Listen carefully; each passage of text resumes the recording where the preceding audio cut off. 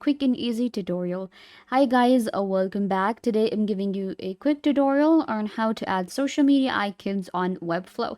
So let's get started. First, what you guys need to do is you will open up your webflow.com and log into your account, get to your website that you're editing. Inside our editor, we have our website. You can see I want to add social media icons. For that, first select the section where you want to add the icon. So what I'm going to do is I will be adding them right here. This is just like an empty section I have. So to add social media icons, click on this plus button right here.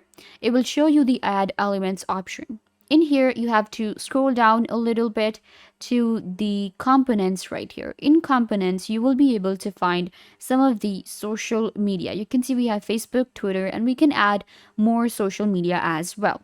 We can also add social media in our heading or in our header or in our footer too. So what you guys need to do is you'll just drag it and drop it right here. Similarly, and then you will enter the URL, of course. So in the URL, just go to your Facebook and you will copy the URL of your account, paste it right here, and it will be added. Similarly, you can again click on plus and you can kind of like scroll down to the Twitter right here, drag it and drop it. So again, you will just go and copy the your URL of your Twitter and add it right here.